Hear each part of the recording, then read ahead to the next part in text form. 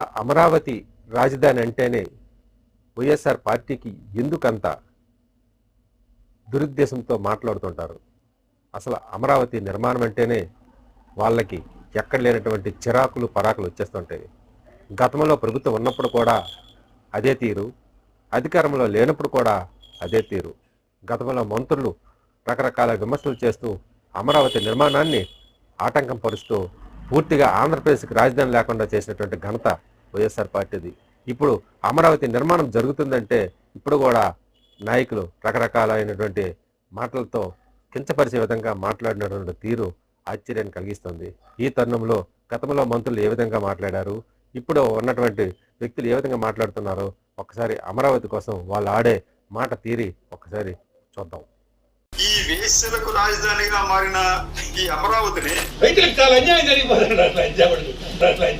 చెప్తున్నాను అంటే ఎన్ని సంవత్సరాలు ఖర్చు పెడతాను? 100 సంవత్సరాలు చేద్దాం దీన్ని పైపెచ్చి తగుదమ్మా అంటూ పెద్ద పోటీ లాగా వచ్చి మళ్ళీ వచ్చి రాజధాని చూసి ఈ శ్మశానం చూసి ఆడడానిక ఉన్నాను. ఎక్కడయ్యా ఈ క్యాపిటల్ అడిగాను నాతో వచ్చినటువంటి నేను రాజస్థాన్ ఎడారిలో బయలుదేరినట్టు ఉంది. అది ఇక్కడ చాలా రకాల పశువులు, కుక్కలు, దున్నపోతులు, గేదెలు, గొర్రెలు, మేకలు ఇవన్నీ కూడా తిరుగుతూ ఉంటాయి. మీరు చూస్తూ ఉన్నాం.